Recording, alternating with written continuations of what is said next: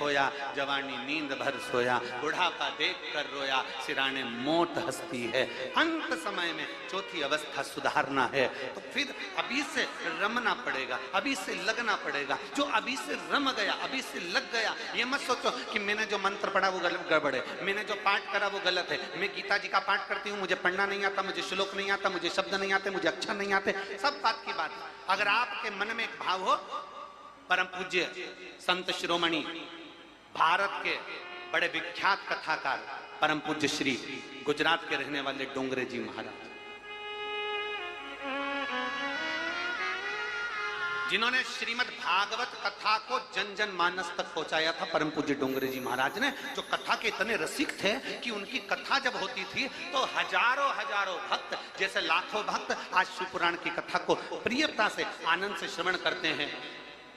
श्रीमद् भागवत कथा का प्रचार करने वाले इस पृथ्वी पर, भागवत कथा को जन जन मानस तक पहुंचाने वाले इस पृथ्वी पर अगर सबसे श्रेष्ठ वक्ता अगर कोई हुए हैं तो परम पूज्य श्री डोंगरे जी महाराज हुए हैं, जिन्होंने घर घर तक भागवत को पहुंचा दिया।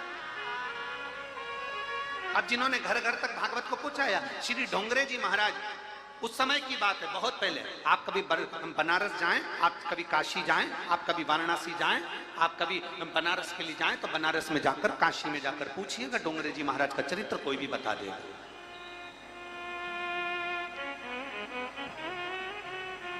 परम पूज्य डोंगरे जी महाराज काशी में कथा करने के लिए गए, बनारस में कथा करने के लिए गए, और डोंगरे जी महाराज जैसे ही कथा करने के लिए गए तो 2 दिन उनकी कथा का निकला और डोंगरे जी महाराज ने अपने सारे परिकरों को सबको बोला, जितने उनके साथ में जुड़े हुए थे उनसे, बनारस वालों से कहा, यहाँ देवी का मंदिर बड़ा प्रसिद्ध है, हम वहाँ दर्शन करने के लिए जाएंगे, हमारा मन हो रहा है कि दुर्गा के मंदिर जाया जाए, दुर्गा के मंदिर जाना है।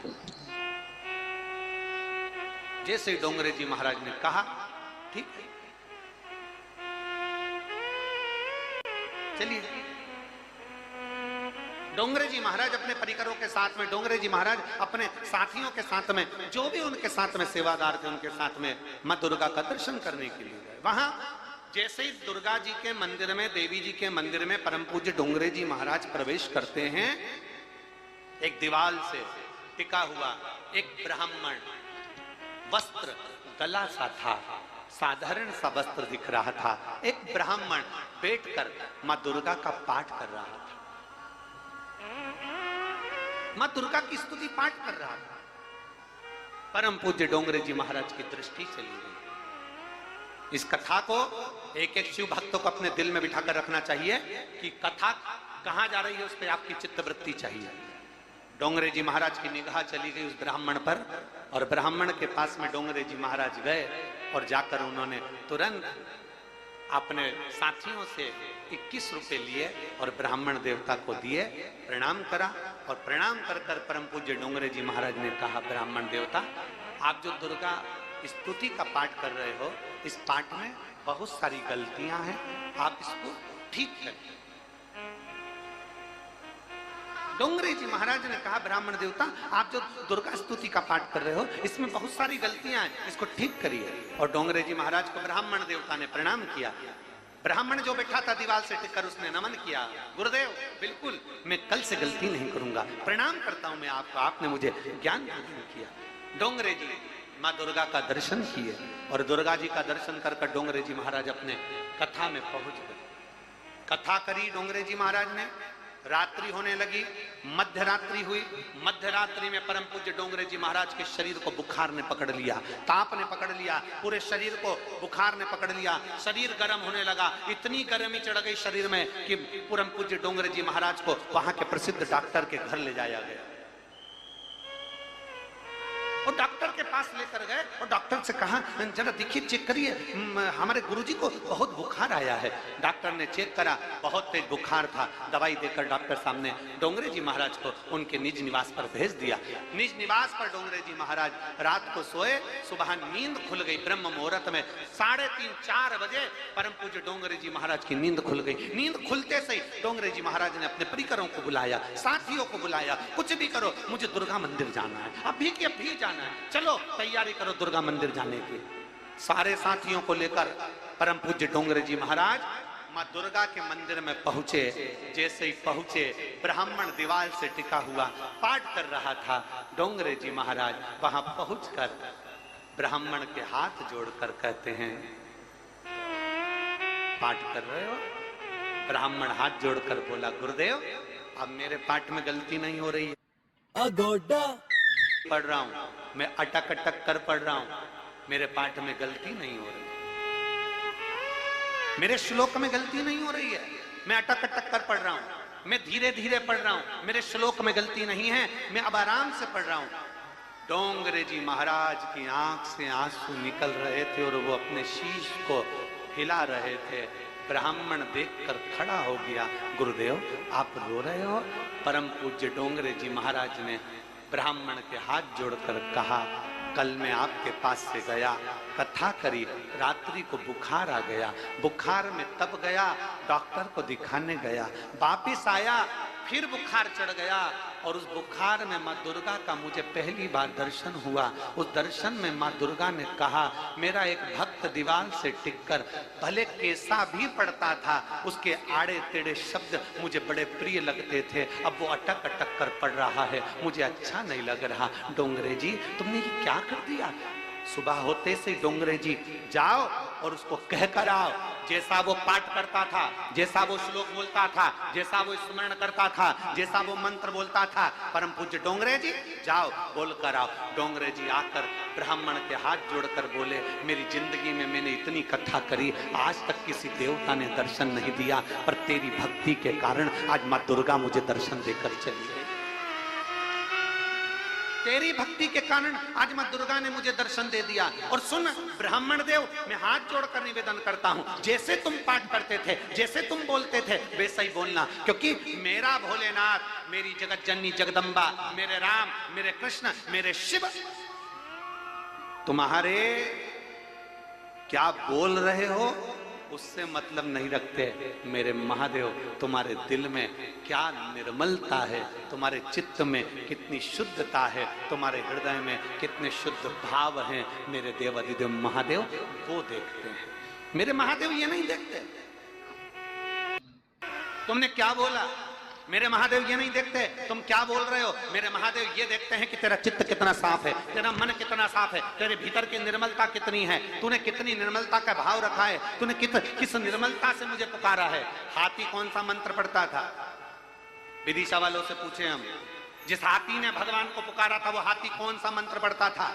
हाथी ने कौन सा मंत्र पढ़ा था? हाथी ने कौन सी विद्वत्ता रखी थी? हाथी ने कौन सा ज्ञान दिया था? हाथी मंत्र पढ़ना नहीं जानता था, हाथी तप साधना नहीं जानता था, बस हाथी का पांव मगर ने पकड़ा और हाथी चिंगाड़ दिया।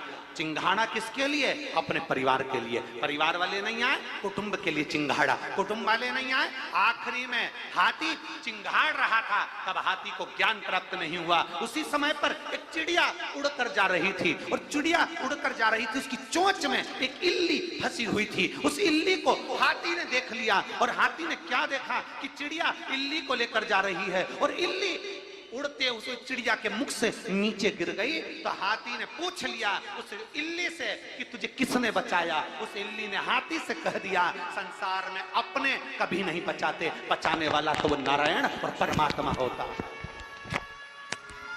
हाथी मंत्र नहीं जानता था, हाथी साधना नहीं जानता था, हाथी स्तुति नहीं जानता था, हाथी ज्ञान नहीं जानता था, हाथी को मंत्र नहीं आते थे, हाथी उपासना नहीं जानता था, हाथी ने कोई तप साधना नहीं करी। बस हाथी ने जान लिया कि मेरे परिवार वाले नहीं आए, मेरे कुटुंब वाले नहीं आए, मेरे रिश्तेदार नहीं आए। तब हाथी ने उस परमात्मा को पुकारा और परमात्मा को पुकारा तो परमात्मा के हृदय में खलबली उत्पन्न होने लगी। भगवान नारायण ने गरुण को बुलाया, गरुण जल्दी आ, मुझे जाना है। गरुण आ गए, गरुण पर नारायण बैठकर चल दिए। गरुण चल रहा था, भगवान नारायण कह रहे थे, अरे गरुण भाग। गरुण कहता है, प्रभु मेरी स्पीड मैंने बढ़ा कर देख ली, 80 की स्पीड में चल रहा हूं। गरुण और स्पीड बढ़ा, 100 की स्पीड पर हो गया, 120 की स्पीड पर हो गया, 160 की स्पीड पर हो गया। गरुण उड़ रहा था, भगवान कह रहे थे गरुण और बढ़ा। गरुण कहते अब इससे ज्यादा मेरी स्पीड नहीं है। भगवान गरुण पर खड़े हो गए, लात रखी और भगवान चले गए। गरुण पीछे और भगवान जाकर हाथी के पांव को बचा लिए और हाथी को बचा लिए। जरा विचार करिए, एक हाथी के लिए गरुण को बिसरा दिया, एक हाथी के लिए गरुण को छोड़ दिया।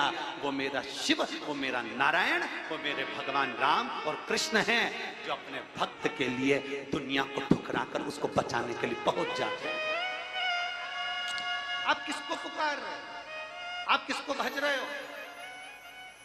कोई तुमसे कहेगा ऐसा भजो, कोई तुमसे कहेगा ऐसा करो, कोई तुमसे कहेगा वैसा करो, कोई तुमसे कहेगा ऐसा करो। तुम्हारा दिल जो कहे, तुम्हारा मन कहे कि शिव पुराण सुनना है तो सुनने के लिए जाओ। जिस दिन तुम्हारा मन मना कर दे कि नहीं, वो सियोर वाला महाराज तो फालतू की बात करता है, मुझे पुराण नहीं सुनना, टीवी बंद करो, रिमोट तुम्हारे हाथ में है, चैनल चेंज, दूसरा महाराज आ गया होगा उसको सुनो।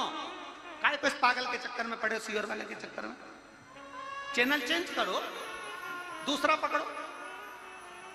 तुम्हारा मन करे तो टीवी पर सीहोर वाले महाराज शिव पुराण की कथा कर रहे हैं, श्रवण करो। तुम्हारा मन करे तो कथा में जाओ, तुम्हारा दिल करे तो एक लोटा जल चढ़ाने जाओ, तुम्हारा दिल करे तो श्री शिवाय नमस्तुभ्यम जपो, तुम्हारा दिल करे तो शंकर की चौखट पर जाओ।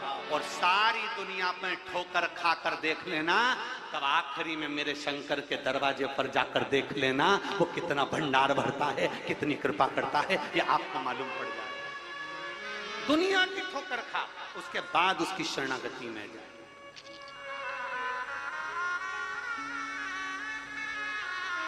वो साधारण नहीं। और मेरे भोले तेरा सहारा है, मेरे भोले तेरा सहारा है, मेरी नैया का तू किनारा है, मेरी नैया का तू किनारा। जब हमारा विश्वास दृढ़ हो जाएगा, जब हमारा भरोसा दृढ़ हो जाएगा, शिव को मिलने में देरी नहीं होगी। तुम्हारे एक लोटे जल में कोई साधारण बल नहीं होता, उसमें इतना बल होता है। जब आप पहले के समय में हम आपसे पूछें, जब आप लोग शिव महापुराण की कथा नहीं सुने थे, पहले का समय निकालो, तुम्हारा सबका निकालना। जिन जिन के घर से एक लोटा जल शिव जी के मंदिर में जा रहा है ना, वो अपना समय निकाल कर देखना। पहले का समय, जब से शंकर जी के मंदिर में जाना चालू करा उस समय, और उसके पहले का समय, जब शंकर के मंदिर में तुम मंदिर का ही पानी भरते थे, मंदिर का ही पानी भरकर शंकर जी को चढ़ा देते थे, एक वो समय था। और एक आज का समय, अपने घर का जल, अपने घर का लोटा, अपने घर से चलकर मंदिर तक जाते हो, एक आज का समय। दोनों का अंतर निकाल कर देखना कि पहले कितने धक्के खाए हैं, और जब से जल चढ़ाना चालू करा तब से महादेव ने हाथ पकड़ा कि नहीं। जरा अंदाजा लगा कर देखो, पहले का समय और आज के समय का अंदाजा लगाइएगा कि पहले कितने धक्के खाए, पहले कितनी तकलीफ की जिंदगी चलती थी। आज मेरे शंकर से एक लोटा जल जो तुम लेकर जाती हो, वो जल साधारण नहीं होता। शिव महापुराण की कथा कहती है, घर में जो रसोई घर होता है, वो रसोई घर में जो परिंदा होता है, जो हंडा होता है, जो मटका होता है, जो पानी का स्थान होता है, उसको हमारे यहाँ पितरों का स्थान कहते हैं। कौन सा स्थान है? जम के बोलो जरा। पितरों का स्थान। रसोई घर अन्नपूर्णा का स्थान, पानी का स्थान पितरों का स्थान। पितरों के उस मटके में से, हंडे में से पानी भरा, अन्नपूर्णा के उस रसोई घर से लेकर चले, घर के अंदर से लेकर सीधे शिवालय में पहुंच गए, शंकर जी को समर्पित कर दिया। पहले के समय में वास्तु दोष, पितृ दोष, काल सर्प दोष इतने होते थे, जिसको पत्रिका दिखाओगे वो बोलेंगे काल सर्प दोष है, पितृ दोष है, वास्तु दोष है, ये दोष है, इधर की दरवाजा तोड़ो, इधर बाथरूम बनाओ, इधर की सीढ़ी हटाओ, यहाँ बनाओ। सब कुछ कर कर देख लिया। जब सब कुछ कर कर देख लिया और लाभ नहीं मिला, तब एक काम कर कर देख लो, मेरे शंकर के मंदिर में जाना प्रारंभ कर कर देख लो, तुम्हें लाभ मिलना प्रारंभ। उसकी चौखट पर, उसकी शरणागति में, उसके द्वार जाकर दे। एक पत्र देखिए, अंदर हो गई और 8 गठाने डॉक्टर के हिसाब से ठीक नहीं। एक विश्वास, एक भरोसा, एक दृढ़ता। सारी दुनिया में ठोकर खाया, आखिरी में जब तुम्हारा दिल कर जाए कि शिव पुराण में सब क्या है, जब तुम्हारा मन कर जाए कि शिव महापुराण का लोग इतना विरोध करते हैं, शिव महापुराण के लिए लोग कह देते हैं श्री शिवाय नमस्तुभ्यम मत बोलो, एक लोटा जल मत चढ़ाओ, शंकर पे चढ़ा हुआ जल मत पियो, बेलपत्र मत खाओ, शंकर पर पूजन मत करो, शिवलिंग का स्पर्श मत करो, ये दुनिया के लोग करें। आखिर शिव पुराण का इतना विरोध हो रहा है तो शिव पुराण में आखिर ऐसा क्या है? अपने घर में एक गीता प्रेस गोरखपुर की शिव पुराण लेकर आ, उसका अध्ययन करो, प्रेम से बैठकर पढ़ो और पढ़ने के बाद विचार करो कि शिव पुराण में क्या लिखा है।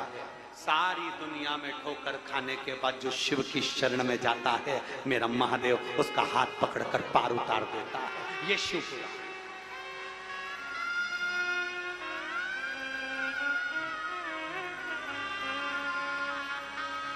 और खाली ना जाता कोई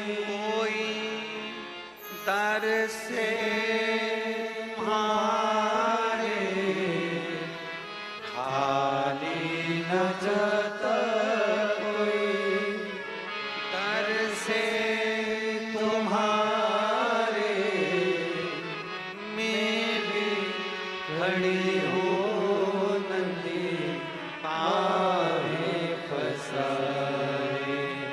अपने से लगा दो, गिरा जा रहा हो, उठा दो, भोले अपने दर से अब तो ना टालो, गिरी जा रही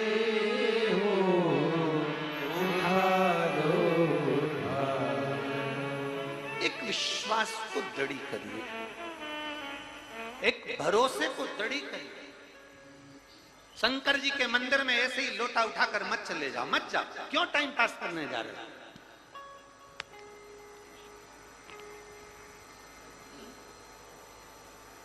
समय बर्बाद करने के लिए बिल्कुल कथा में मत जाओ। क्यों टाइम पास करने के लिए जा रहे हो? कथा में जाना तो वहां से 3 घंटे की कथा में से एक क्षण की कथा ऐसी लेकर जाना कि मेरा बाबा मेरा है और मैं मेरे बाबा की हूं। अब मुझे विश्वास है कि मेरा शंकर मेरा साथ देगा, अब दुनिया से भिड़ लूंगी। तो कथा में जाओ। 200 ग्राम भोजन रोज करते हो, कितना खाते हो? अरे बोलो बोलो जम के, कितना? जम के तो बोलो जरा। 200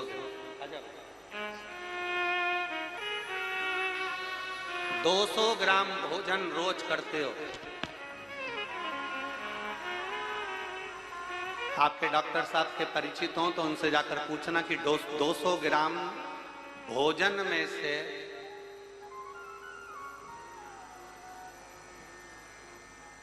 70% भोजन शरीर से निकल गया, 30% में पानी आदिक में निकल गया, कुछ परसेंट बचा।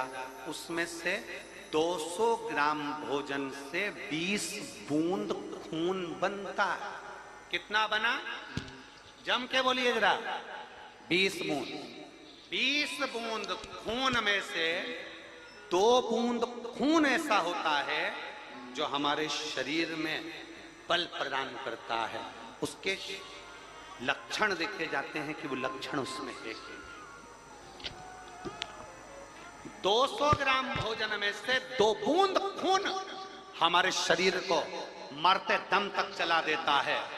उसी तरह 3 घंटे की कथा में से 1 सेकंड की कथा हमें शंकर से मिला देती है। मात्र 1 सेकंड, केवल 1 सेकंड की कथा, 1 मिनट की कथा अगर जिसने दिल से सुन ली, जिसने भरोसा कर लिया, जिसने विश्वास कर लिया, जो जान गया शिव मेरा में शंकर की, जो समझ गया, व्यर्थ समय बर्बाद करने के लिए शिव पुराण में नहीं जाना, व्यर्थ समय पर बर्बाद करने के लिए भीड़ नहीं बढ़ाना, जाना है भगवान शंकर पर भरोसा करने के लिए जाना कि मैं शिव पुराण की कथा में गई हूं, मैं आज से ये विश्वास लेकर जाती हूँ कि मैं अपने घर के पास में जो शंकर का मंदिर होगा वहां 1 लोटा जल चढ़ाऊंगी, मेरे घर के बच्चे को भेजूंगी, परिवार को भेजूंगी, और घर का एक एक बच्चा शंकर को 1 लोटा जल चढ़ाएगा। और ये मेरा विश्वास कहता है कि बुरे वक्त में कोई काम नहीं आएगा, तब मेरा देव अधिदेव महादेव नंदी लेकर